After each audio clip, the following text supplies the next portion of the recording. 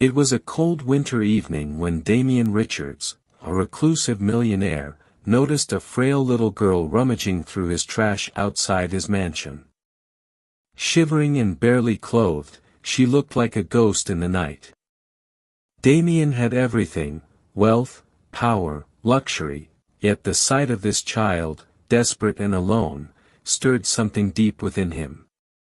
Without thinking twice, he invited her to live in his garage, a decision that would unravel shocking secrets and turn his life upside down.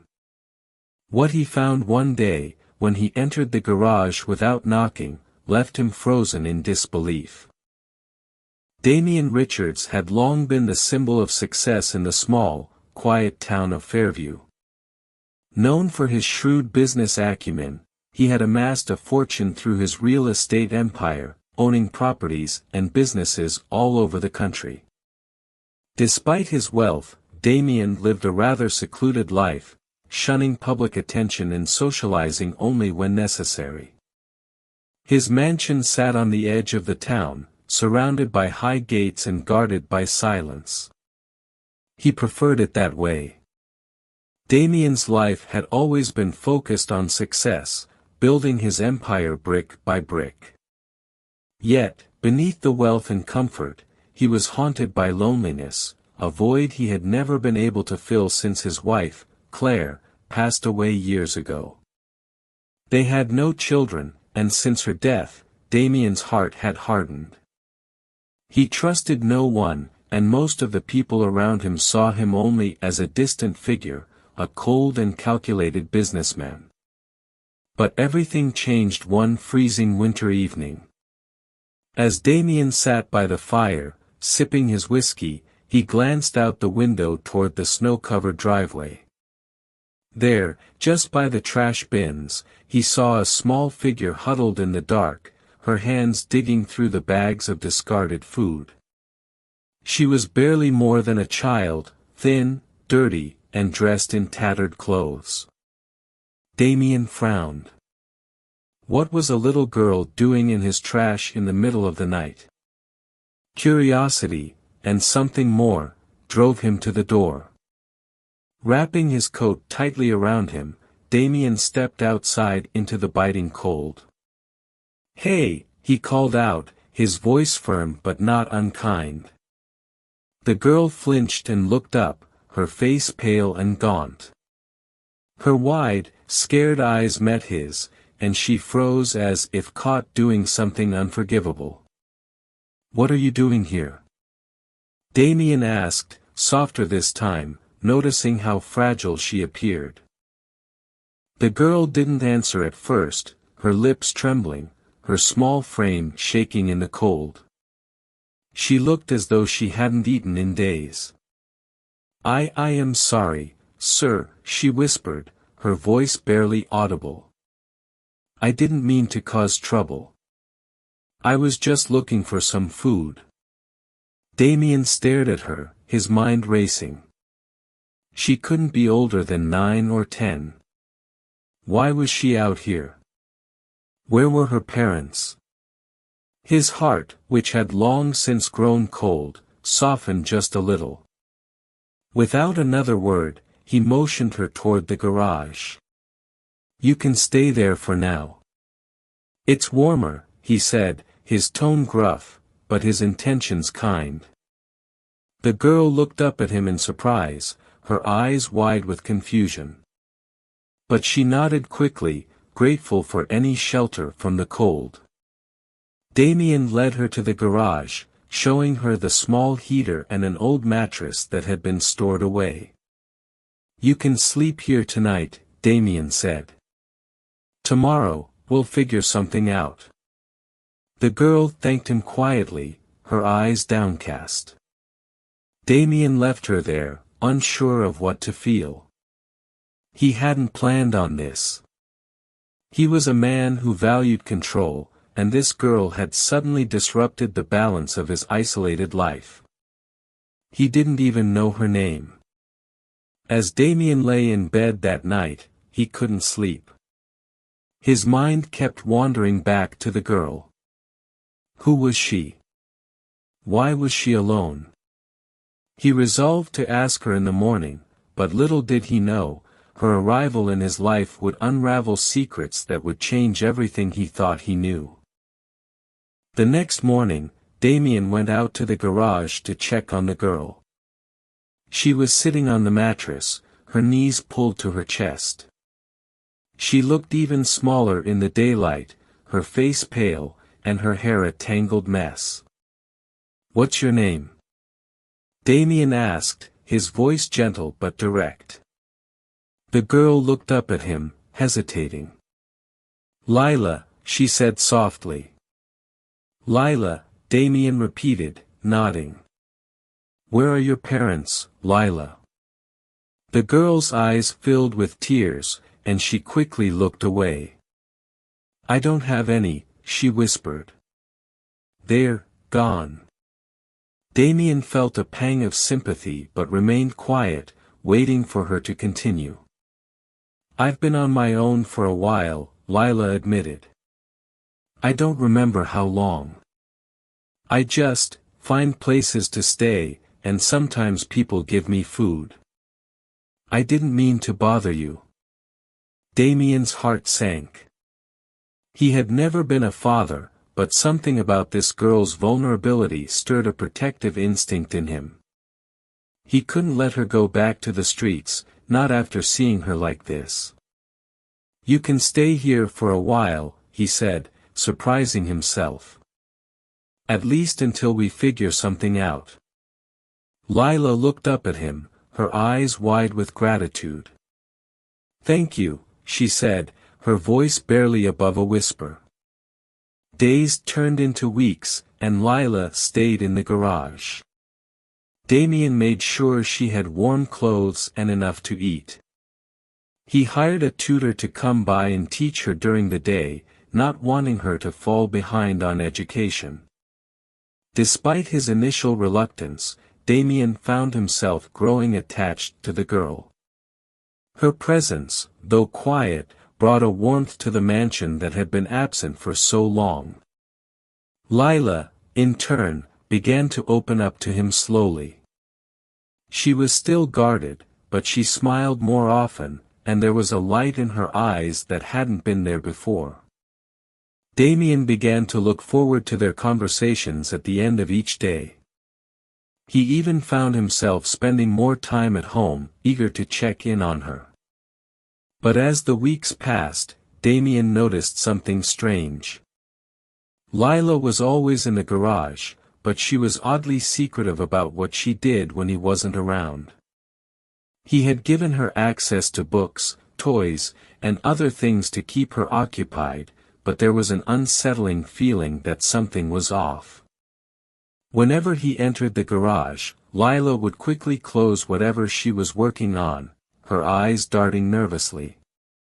One evening, curiosity got the best of him.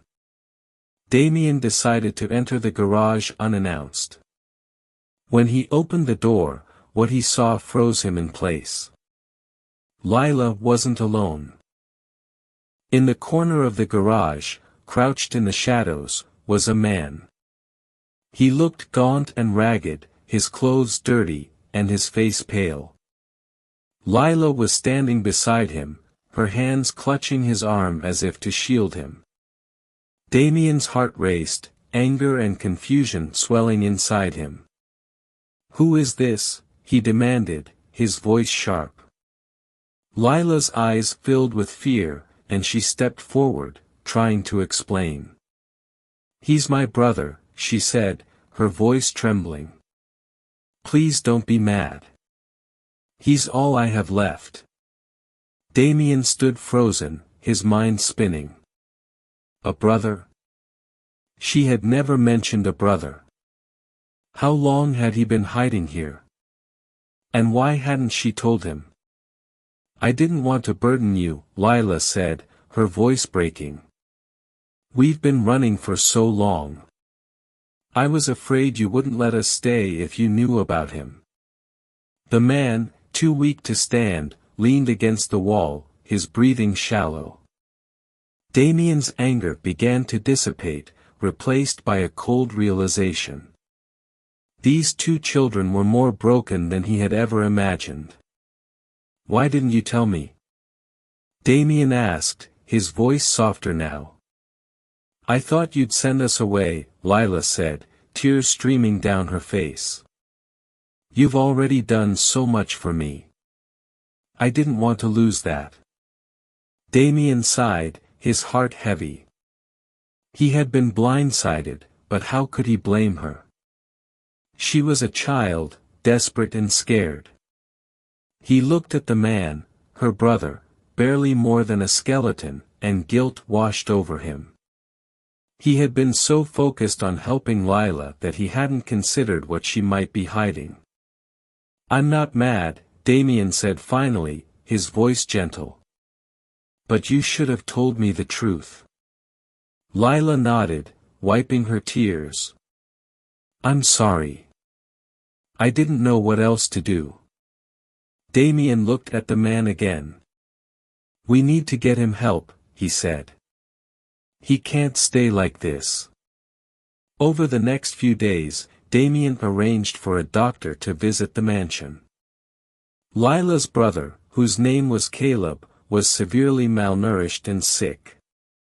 The doctor recommended immediate hospitalization, but Caleb refused to go, too afraid of being separated from Lila. Reluctantly, Damien agreed to let him stay in the garage while receiving treatment at home. As Caleb slowly regained his strength, Damien learned more about their tragic past.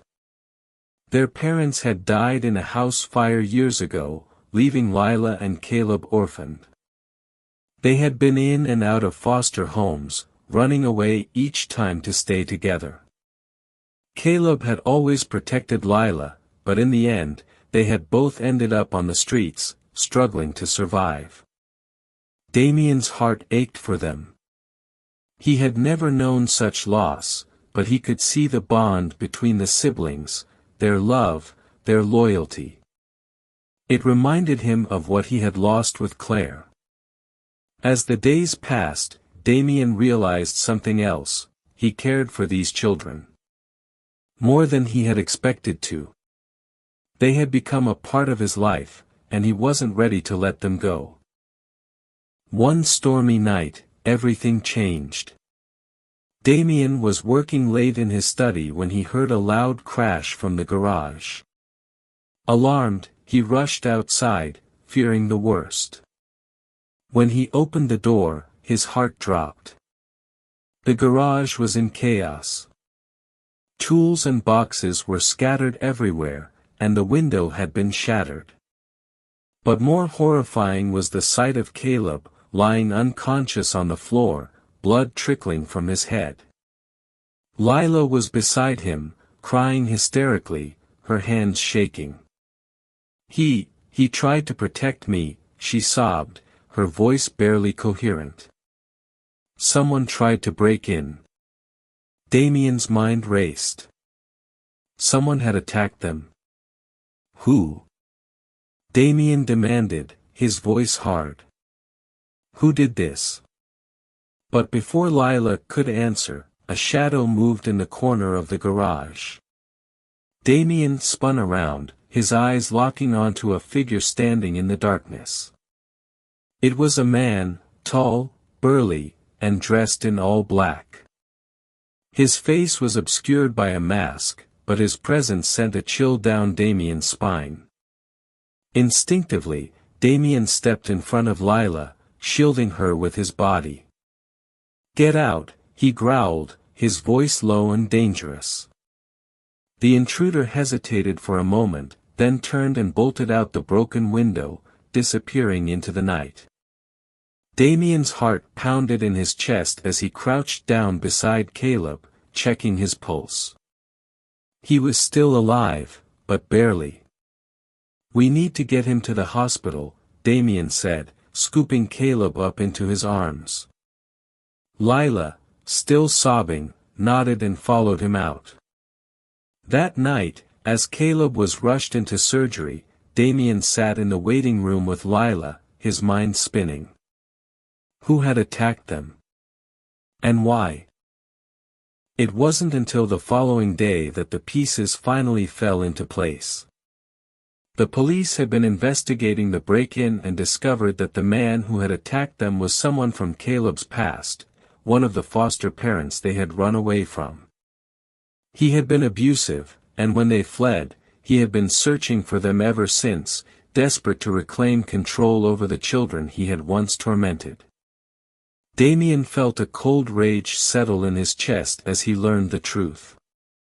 These children had been through so much, and now, even after finding safety, their past had come back to haunt them. But Damien was determined not to let it happen again. When Caleb finally woke up in the hospital, weak but alive, Damien made a decision. "You're not going back," Damien said firmly, looking at both Lila and Caleb. "You'll stay with me. Both of you." Lila's eyes widened in surprise, but there was a flicker of hope in them. "You mean it?" she whispered. Damien nodded. "I mean it. You deserve a family, and I want to give you that." For the first time since he had met her, Lila smiled, a real, genuine smile. And for the first time in a long while, Damien felt something warm in his heart. He had found more than just a little beggar girl rummaging through his trash that night. He had found a chance at redemption, a chance to love again, and a chance to rebuild the family he never thought he would have. And from that moment on, Damien Richards was no longer just a millionaire living in isolation. He was a father, and he would protect his new family with everything he had. The end.